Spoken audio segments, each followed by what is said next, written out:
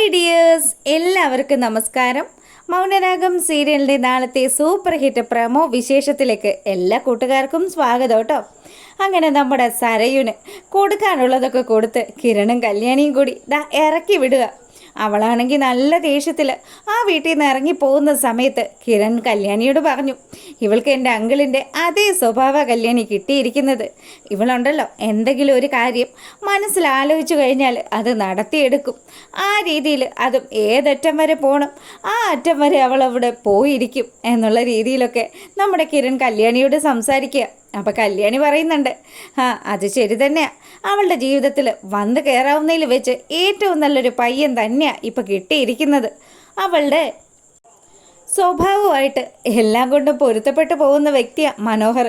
ഇനി മനോഹറിനെ കുറിച്ചുള്ള കാര്യങ്ങൾ കൂടി അറിഞ്ഞു കഴിഞ്ഞാൽ പിന്നെ സരയുടെ ഇടപാട് തീരുമല്ലോ. ഇപ്പം തന്നെ അവളുടെ അച്ഛൻ പറഞ്ഞതനുസരിച്ച് സംശയം തീർക്കാൻ വേണ്ടിയിട്ടല്ലേ അവളിവിടെ വന്നത്.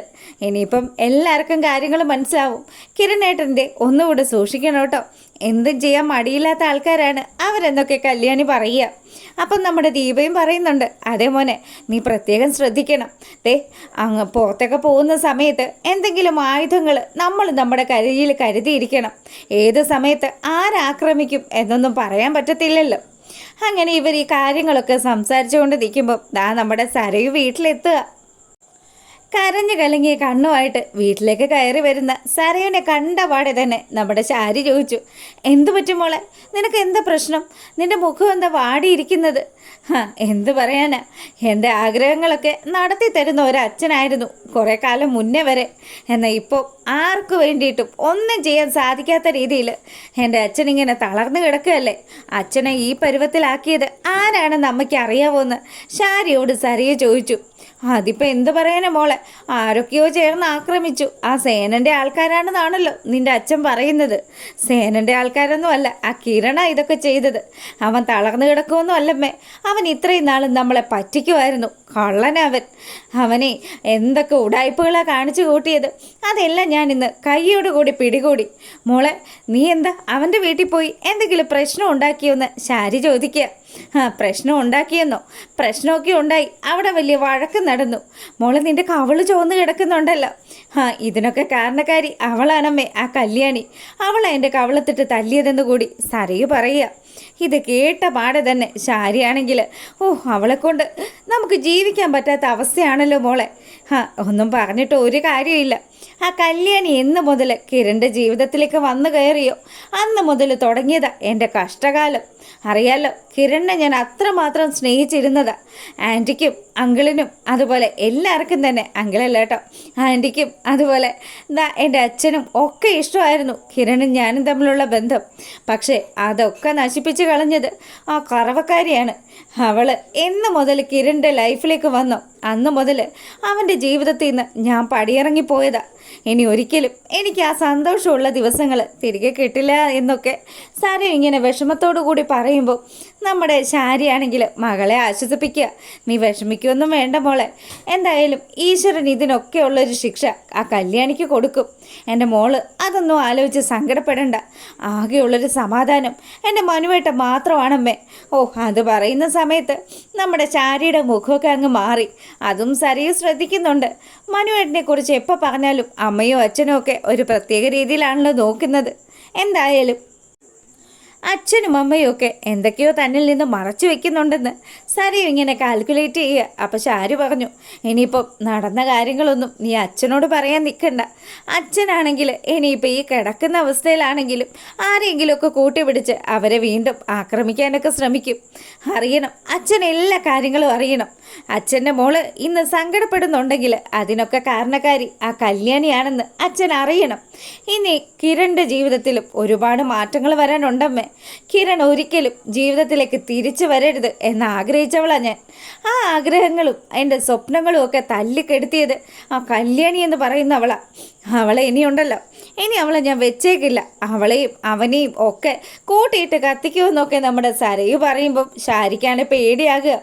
മുമ്പും പിമ്പും മുഖമൊന്നും നോക്കാത്ത ഒരുത്തിയാണല്ലോ തൻ്റെ മകൾ സരയും. അതുകൊണ്ട് തന്നെ അവൾ ഏത് സമയം എങ്ങനെ പ്രതികരിക്കുമെന്നോ എങ്ങനെ പെരുമാറുമെന്നോ ഒന്നും ആർക്കും തന്നെ നിശ്ചയമില്ല. അങ്ങനെ സരയുനെ ആശ്വസിപ്പിച്ചുകൊണ്ട് മോളെ പ്രശ്നമൊന്നും ഉണ്ടാക്കരുതെന്ന് പറഞ്ഞ് ശാരി അവളെ സമാധാനിപ്പിക്കുക.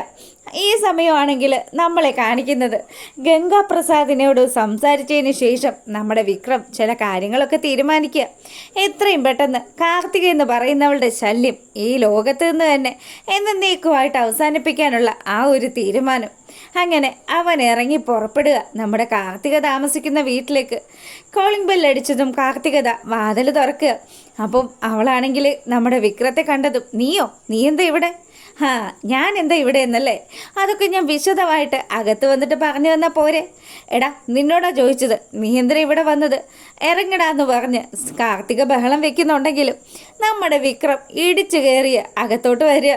അപ്പോൾ വിക്രത്തെ കണ്ടപാടെ തന്നെ ഇവൻ എന്തോ പ്രശ്നം ഉണ്ടാക്കാൻ വന്നതാണെന്ന് നമ്മുടെ കാർത്തികയ്ക്ക് സംശയം തോന്നുന്നുണ്ട്. അങ്ങനെ കാർത്തിക ചോദിച്ചു, നിനക്ക് എന്താ വേണ്ടത്? എനിക്ക് വേണ്ടത് എന്താണെന്നൊക്കെ ഞാൻ നിന്നോട് വ്യക്തമായിട്ട് പറഞ്ഞു തരാം. നീ നിൻ്റെ കമ്പനിയിലിട്ട് എന്നെ പട്ടിയെ പോലെ ഇട്ട് പണിയെടുപ്പിച്ചില്ലേടി. ഇതിനൊക്കെ ഇത്രയും കാലവും ഞാൻ എൻ്റെ മനസ്സിൽ കരുതി വെച്ചിരിക്കുമായിരുന്നു. എൻ്റെ അച്ഛനെയും എൻ്റെ അമ്മമ്മയും ഒക്കെ എന്നെ അകറ്റിയത് നീയല്ലേ? നിൻ്റെയും നിൻ്റെ അമ്മയുടെയും വരവോടുകൂടിയാണ് ഞാനും എൻ്റെ അച്ഛനും ഒക്കെ ഇങ്ങനെ അധപ്പതിച്ചു പോയത്. എന്തായാലും നിനക്കിനി അധികം ആയുസില്ല എന്നൊക്കെ എനിക്കറിയാം. എല്ലാ കാര്യങ്ങളും ഗംഗേട്ടൻ പറഞ്ഞു. ഇപ്പം ആ ഗംഗേട്ടനെയാണ് നീ പൂട്ടിയിരിക്കുന്നത്. അങ്ങനെയുള്ള നിന്നെ എനിക്ക് ചുമ്മാ വിടാൻ പറ്റില്ലല്ലോ. ആ ഗംഗേട്ടൻ്റെ പേരിലുള്ള എല്ലാ സ്വത്തുക്കളും അയാൾക്ക് തന്നെ കിട്ടണം. അതിൽ നിന്നും ഞാനും ഒരു പങ്ക് അടിച്ചു മാറ്റും. പക്ഷേ അതൊന്നും അനുഭവിക്കാനുള്ള യോഗം നിനക്കുണ്ടാകില്ലടി എന്ന് പറഞ്ഞ് നമ്മുടെ കാർത്തികയെ ഭീഷണിപ്പെടുത്തുമ്പം കാർത്തിക പറയുന്നുണ്ട്, അത് നീയാണോ തീരുമാനിക്കുന്നത്? ഞാൻ തന്നെയാണ് തീരുമാനിക്കുന്നത്. നീ നോക്ക്, എൻ്റെ കയ്യിലുള്ള ഈ സാധനം കണ്ടോയെന്ന് ചോദിച്ച് അവൻ്റെ ഷർട്ടിൻ്റെ പിന്നിൽ ഒളിപ്പിച്ചു വെച്ചിരുന്ന ആ ഇരുമ്പ് വടിയെടുത്ത് കാർത്തികയ്ക്ക് നേരെ നീട്ടുക. കാർത്തികയാണെങ്കിൽ ഇവൻ്റെ സ്വഭാവം നല്ലതുപോലെ അറിയാമല്ലോ. അതുകൊണ്ട് തന്നെ അവൾ പേടിച്ച് വിറയ്ക്കുന്ന സമയത്ത് ആ വിക്രം നമ്മുടെ കാർത്തികയുടെ തലയ്ക്ക് ആ ഇരുമ്പ് വടി വെച്ച് അടിക്കുക. അങ്ങനെ വേദന കൊണ്ട് നമ്മുടെ കാർത്തിക അലറി വിളിക്കുന്നതും അവളുടെ തലയിൽ നിന്ന് ഒരുപാട് ബ്ലഡൊക്കെ പോയി അവിടെ ബോധരഹിതയായിട്ട് കാർത്തിക നിലത്ത് വീഴുക. ഇത് കണ്ടതും ഇവൾക്ക് ജീവനുണ്ടോ എന്ന് നോക്കണമല്ലോ. താൻ ഏറ്റെടുത്ത കൊട്ടേഷനൊന്നും താൻ എന്തായാലും അങ്ങനെ ചുമ്മാ വിട്ടിട്ടില്ല. അപ്പം എന്തായാലും ലക്ഷ്യം കൈവരിച്ചു എന്നറിയാൻ വേണ്ടിയിട്ട് നമ്മുടെ വിക്രം അവൾക്ക് ശ്വാസം ഉണ്ടോ എന്ന് നോക്കുമ്പം അവൾ മരിച്ചു. അവളെ കൊണ്ടുള്ള ശല്യം ഇന്നത്തോടുകൂടി തീർന്നു. ഇനിയിപ്പോൾ അധിക സമയം ഇവിടെ നിന്ന് കഴിഞ്ഞാൽ അത് തനിക്ക് പ്രശ്നമാകുമെന്ന് ആലോചിച്ചുകൊണ്ട് വിക്രം അവിടെ നിന്ന് രക്ഷപ്പെടുന്ന സമയത്ത് നമ്മുടെ കാർത്തികയെ അന്വേഷിച്ചുകൊണ്ട് കല്യാണിയും കിരണും കാർത്തികയുടെ വീട്ടിലെത്തുക. അവിടെ ചോര വാർന്നു കിടക്കുന്ന നമ്മുടെ കാർത്തികയെ കണ്ടതും ഞെട്ടിത്തരിച്ച് നിൽക്കുന്ന കിരണിനെയും കല്യാണിയും ഒക്കെ കാണിച്ചുകൊണ്ടാണ് നാളത്തെ ആ ഒരു പ്രമോ വിശേഷം അവസാനിക്കുന്നത്. എന്തായാലും കാർത്തികയുടെ ജീവൻ നഷ്ടപ്പെട്ടോ ഇല്ലയോ എന്നുള്ളതൊക്കെ കണ്ടു തന്നെ അറിയാം. അപ്പം ഫുൾ എപ്പിസോഡുമായിട്ട് രാവിലെ വരുന്നത് വരെ എല്ലാവർക്കും നല്ലൊരു രാത്രി ആശംസിക്കുകയാണ്. അപ്പോൾ ഓക്കെ, ഗുഡ് നൈറ്റ്.